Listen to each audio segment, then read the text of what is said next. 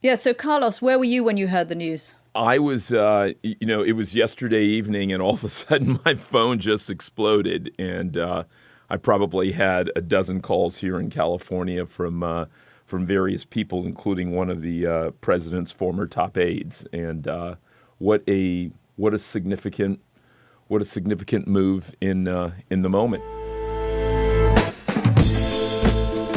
Hello, I'm Katty K in Washington. And I'm Carlos Watson in California. And welcome to episode 2 of When Katty Met Carlos, our new podcast from the BBC World Service and OZY Media.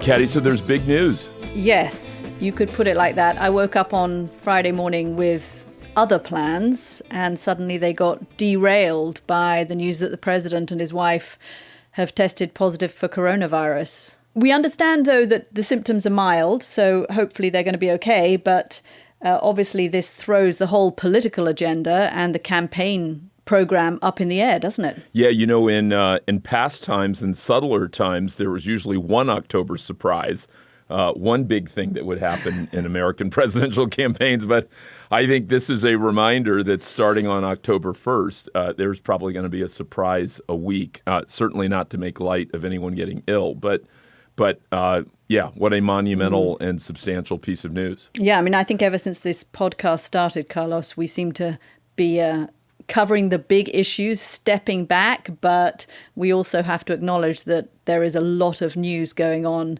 as well in this country. And I think to some extent, everybody, of course, focused on the president and his well-being and what that means for this election campaign. But we shouldn't lose sight of what we're talking about this week.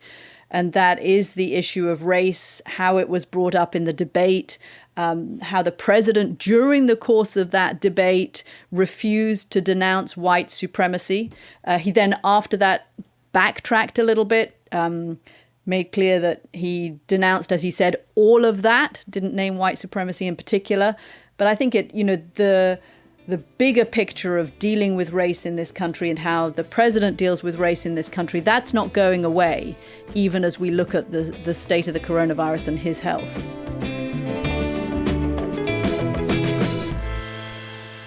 The presidential debate turned out to be more heat than light.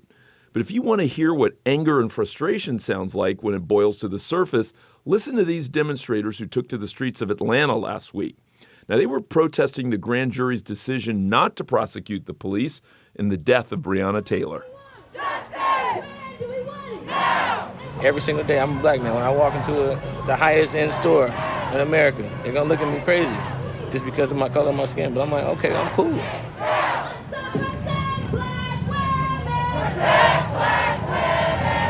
It's embedded in our culture, and I feel like it will never change. You can see it. There's a problem from, like, slavery was a problem, but you see that the effects from slavery has been a problem. So, and now we're here, and this is what we're doing in 2020. We can do this all day, but if it's not fixed from the top level, then we won't see any change.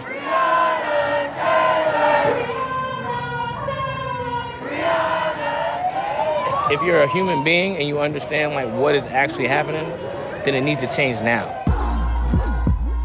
I was here on Wednesday and I was actually surprised by how many white people were talking over, like literally talking over and yelling at black women. I think first it starts with white people, in general have yelled over black people for 400, 500 years.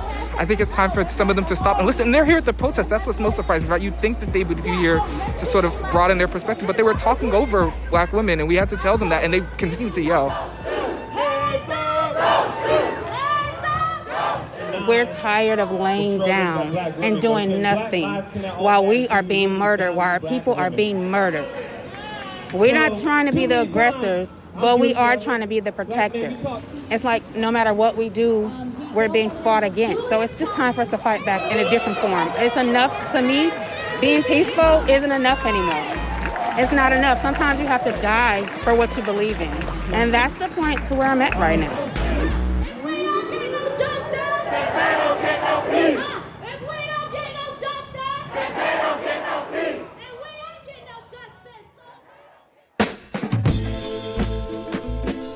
Wow, absolutely powerful. Let's talk about race right now. Joining us for this discussion are Dr. Christina Greer, professor of political science at Fordham University in New York, and the author of the book Black Ethnics, Race, Immigration, and the Pursuit of the American Dream. And from the other side of the country in Los Angeles, the award-winning South African journalist and political commentator, Justice Malala. Justice moved to America for the second time 2 years ago.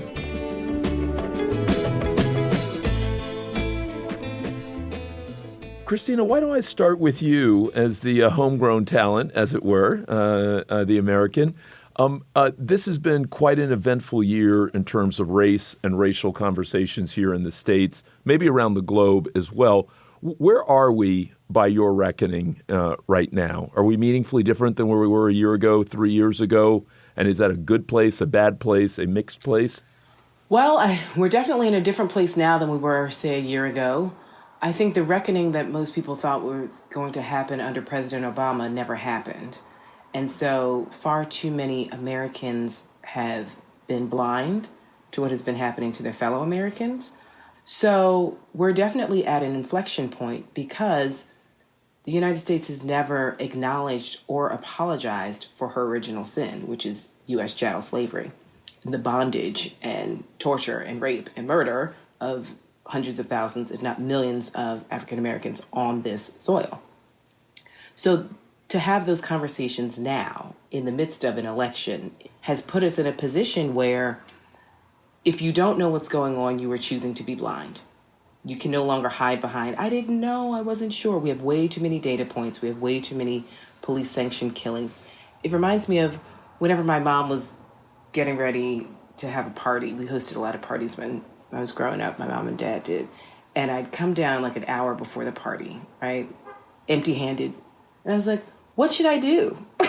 And my mom would just look at me incensed and like, look around. Like, we have 50 people coming here in an hour. Like, empty some trash cans, wash these dishes, like, get the tablecloths together. Like, why are you scratching your head saying, what should I do? And I think the frustration that we're feeling is that so many people are tired of folks coming to the table saying, well, what should I do? It's like, you have not noticed any of this. You've not heard the cries, the screams, the wailing of people fighting for justice in this country. And then lastly, we have a lot of people who just want peace, right? And so the phrase no justice, no peace, they're like, well, can we just skip over the justice part and get back to the peace part? Like, I'm tired of the protests. Like, they were interesting in the beginning, but now, like, I'm worried about property value, or I want things to go back to the way they were. It's like, well, that's for you, but this egg has been cracked. So we have to deal with it as a collective. And for far too long, Black American history was not seen as American history. So we have to recognize that all the things that happened to Black Americans in America happened to Americans, and white Americans too, whether they were complicit or not. And for some people, that's a brand new concept. For some people, they're coming downstairs empty-handed, like, wow, this is happening. It's like, it's happening. Get into it. I'm so glad, Christina, that I'm not the only mother who has that conversation with her teenage daughter. Because it happens every single day in my household.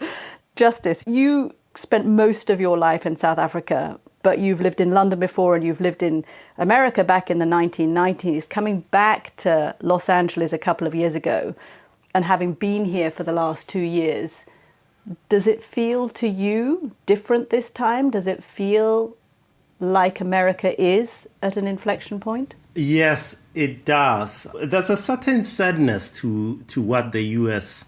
is going through for me.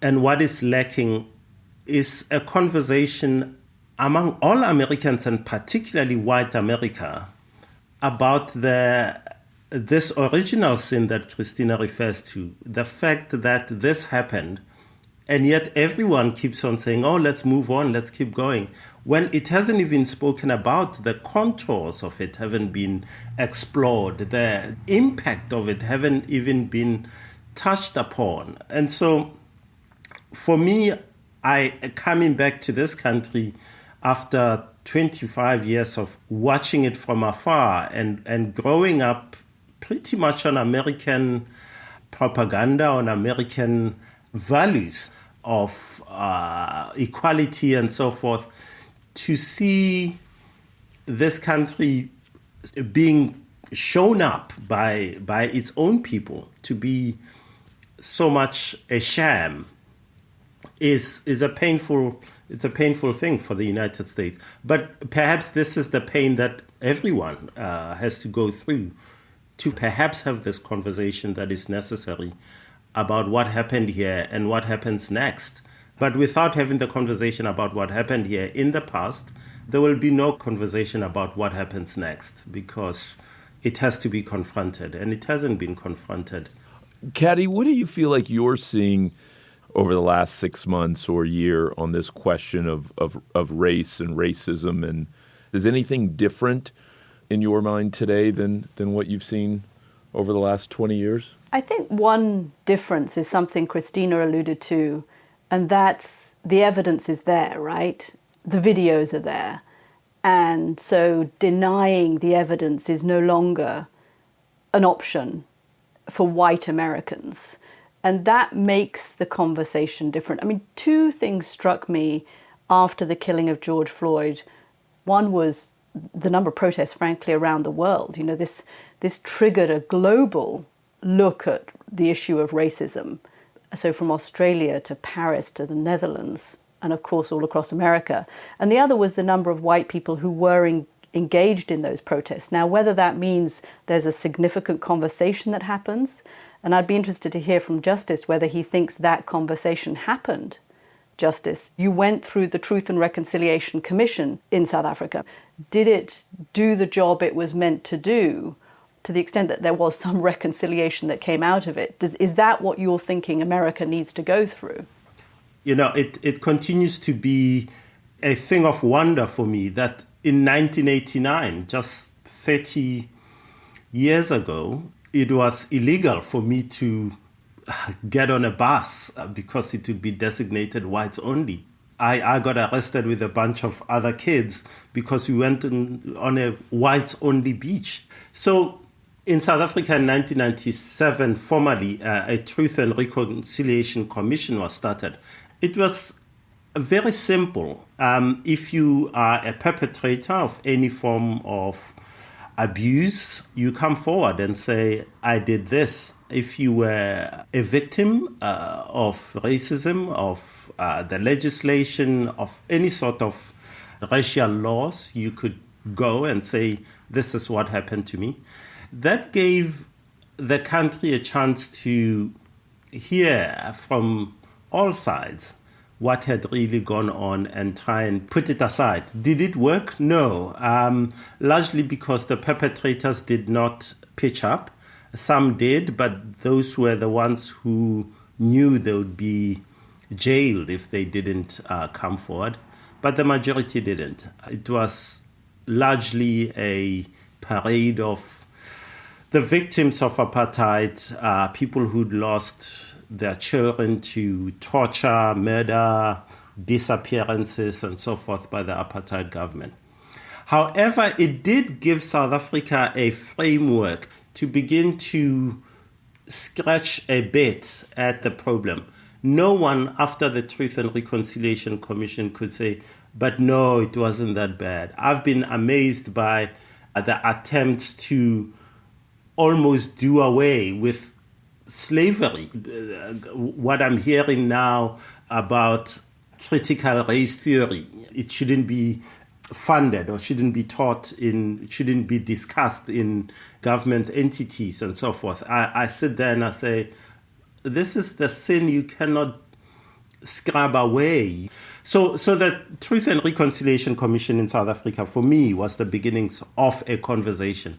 Did it solve all our problems? No, we still have very many. But in a way, I feel that the United States could perhaps have a conversation of that nature. Perhaps the reparations conversations that have been opened up, perhaps that is one way of opening it up a bit further than what the protests have done. Christina, what do you think? Where could we take this forward if everyone said we want progress, we want to be in a better place 5 years, 10 years, 20 years from now?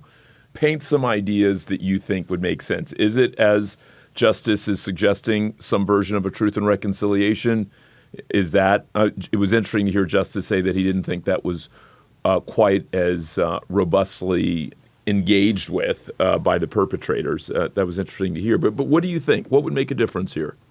Yeah, it's so interesting because listening to Justice, I was thinking about the time I've spent in South Africa, and I never understood the point of a Truth and Reconciliation Commission. I feel like the people who have done bad things will take that to their graves and continue to live happy lives. And what's the point of this? What's the point of the performance, I guess?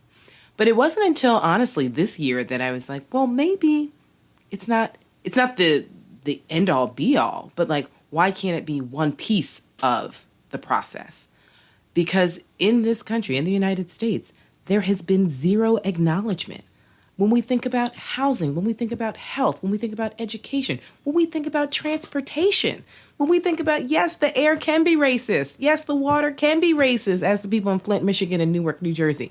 Every single part of our lives has to do with white supremacy and anti-Black racism. And then other immigrant groups kind of get caught up in the shuffle one way or the other. But, I mean, even with the New Deal, when everyone's like, oh, FDR was so great, and he, made this social safety net. I was like, for white people. He had to compromise and make sure that, he had to keep the white Southerners happy. So what do? You take out domestics. Who are 95% of the domestics? Black women. So then that's generational wealth that's not there. So what we were doing for some, we didn't do it for others. We've never had that conversation. It's slavery, Civil War, and then all of a sudden Martin Luther King and Chrissy. So I think to move forward, fine, what do we need to do? We need to figure out our court system. I mean, we know what's happened to our courts in the last 3 years. That's going to be the next 40 years of policy being decided with people of color. So I'm worried about the courts. I'm worried about policing. And I'm worried about sort of this absence, this very Puritan British value that we have of not talking about the thing that we did. Can I just say, Christina, I absolutely agree with you. I sighed yesterday when I saw the LA Times had written an op-ed on itself, on how it had stoked, perpetuated racist stereotypes, how it had essentially marginalized a whole part of Los Angeles. And I thought, here's someone at least listening and beginning to look inward. That admission by the LA Times, for me, is very powerful, and it's a signal to what can be achieved. I have to say, for me, one of the things that's really struck me about this country is that the conversation is largely among Black people. The reality that needs to be faced is that slavery, racism, it was perpetrated, continues to shore up white Americans. And I found it quite ironic and quite painful that it's almost like Black people have to explain the racism to the rest of America. Even the videos of people being killed, whether it's George Floyd or so many others, I kind of feel our pain, see it on display.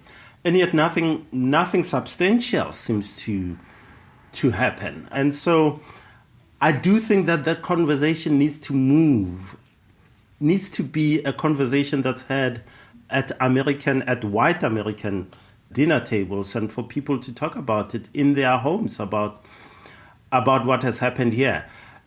That said, if you've sold yourself on the idea of America that people like me grew up with, that, this is America the great, the just, the equitable, something has to crumble, and the idea of Americanness, that it's the gold standard, will be challenged and may well have to disintegrate in that reckoning that people should have with themselves and with their idea of America. So how do you guys see the young white Americans who were part of the Black Lives Matter protests? Do you see them as a positive sign of a broadening of the conversation, or do you see that as an anomaly, or how do you see that? I feel like we've always had good white people in this country. The issue is some of these coalitions are short-term and some are long-term. So I think that some people, it's exciting to go to a protest. It's exciting to have that story for your friends, and you're the radical one who's, with the people and fighting the cops. And for others, they see Black history as their own history as well, and they want their country to move forward, and they see the injustice, and they recognize that no one's free if some of us aren't free. A lot of people have started this conversation and opened this can of worms, and it's like, are you going to walk away now that it's getting hard?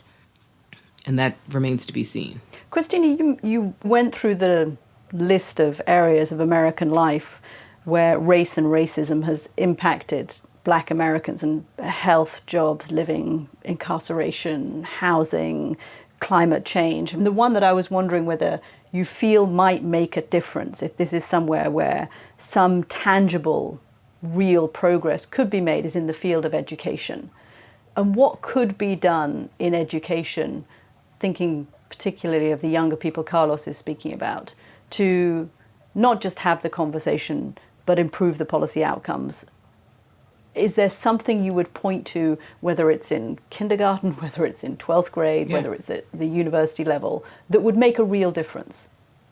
It has to be at all levels, but it has to be in kindergarten, pre-K. I mean, and we also have to do a much better job at training our teachers. I mean, we have data that shows that white teachers see Black boys as a threat and are physically afraid of them when they're in 3rd grade. That means you're 8 years old, right?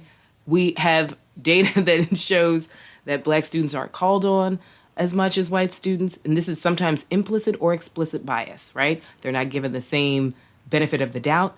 So I think we have to do it at every single level consistently, right? I mean, I didn't realize that I loved Mark Twain until I was out of school and I read it on my own. I was like, oh, I don't dislike Mark Twain. I just had a teacher at a fancy school, by the way, who just didn't know how to talk about race or racism. So all these books that I thought I hated, I was like, oh, I love these books. They're beautiful. No wonder they're classics. You just have teachers who don't know how to talk about N-word Jim in an honors class with one Black student without making her feel completely isolated and abandoned. So I think the training has to happen. The curriculum needs to change. You know, the fact that the Upper West Side of New York is known as this liberal bastion, but you'd think it was the Deep South, Mississippi, the way parents are screaming and crying and not want to integrate their schools with kids from their housing projects from across the street. They're 5 years old. What do you mean having your kids going to school with Black and Latinos is going to change the integrity of their class? What does that mean? Justice, we've been having a conversation about Black Americans and white Americans, but 1 in 5 Americans are neither Black nor white. They are Asian, or they are Hispanic, or they come from somewhere else in the world. How are they part of this conversation, or is this a conversation that is only about Black and white Americans? No, I think it's an American conversation. I don't think one can have the conversation without bringing other people in. For me, South Africa as a template is one where painfully everyone came to be under the tent, and many, many people walked away from the discussions and the talks for a new South Africa unhappy, unfulfilled. But you have to have everyone inside from the get-go, otherwise it's a recipe for failure.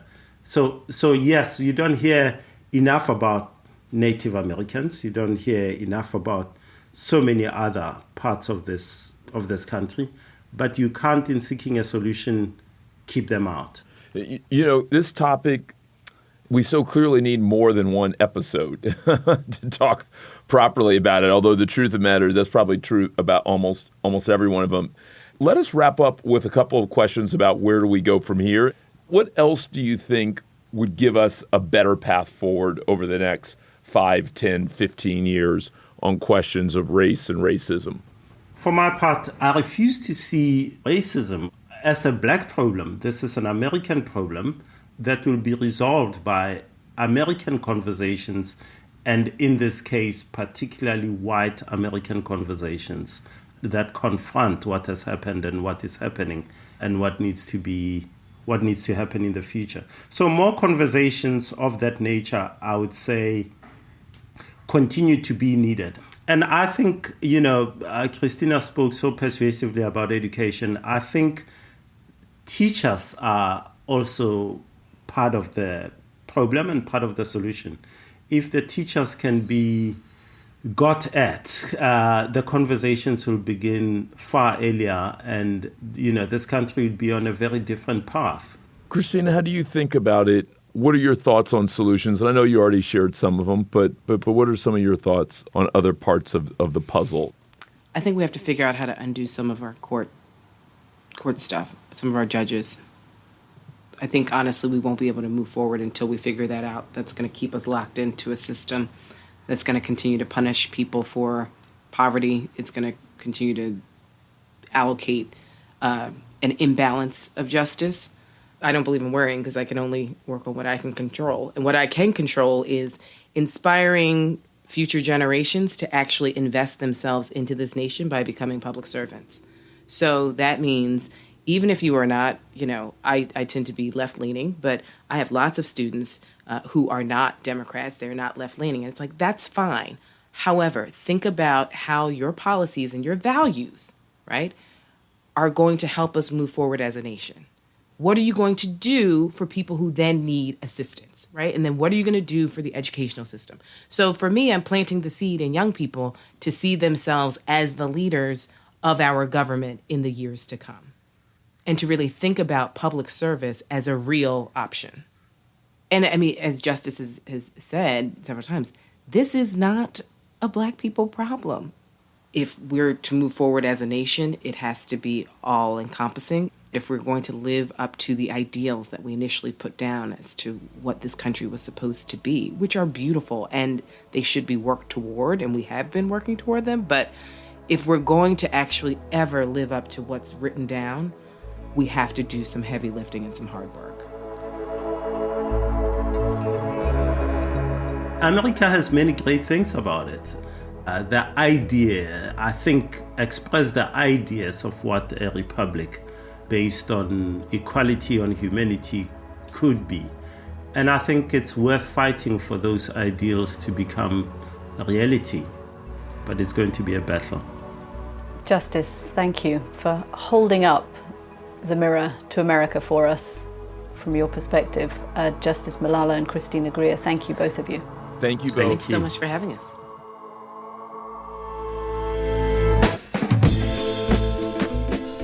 Katty, what did you think? Look, I think there's a lot, right? This is such a big subject. But hearing it from the point of view of somebody who has gone through apartheid and see apartheid end is a really interesting way of looking at what America could do and how it could have that conversation. And that it's not an amorphous, spontaneous conversation because white Americans don't want to have it. So it's a conversation that needs a framework. It's a conversation that needs prompting. And I guess the Truth and Reconciliation Commission in South Africa did that. Now, how America could replicate something along those lines, I don't know. The conversation about reparations for slavery is one way, perhaps, that at least the conversation could be had in a way that, pulls white Americans, perhaps even kicking and screaming, to the table to have the conversation, because we know that it's so hard for white people in the country, this country, to have that conversation. I thought that was really interesting. I also thought that what Christina was saying was interesting, and education, that how Black kids are called on less often, how white teachers say they're afraid of 8-year-old Black children, Black boys in particular. Yeah, I really enjoyed it. I thought both of them were super thoughtful. I think it is, for a lot of white Americans, it's certainly not for all, but for a lot of white Americans, I think it'd be tough having this conversation. And by the same token, part of what you heard from Christina is that for a lot of Black Americans, there will be great frustration that we even have to be facilitators of the conversation. Mm-hmm. So it's going to be a really very interesting challenge. But certainly on questions of race, you have these conversations sometimes, Katty, and you kind of go, oh my goodness, did I share too much? Was I too candid?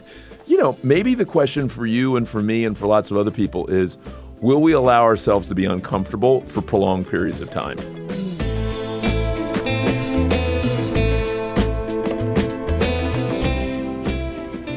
But maybe I'll end on this. It was interesting that I don't think either of them were really able to offer a fulsome, crisp roadmap for the future. They pointed at specks of it, and maybe that's just smart humility that none of us know, and so they were saying who knows what could transpire. But maybe that also just speaks to how big and knotty this is and how much we are going to need the help of visionaries to chart a path that more and more people can buy into.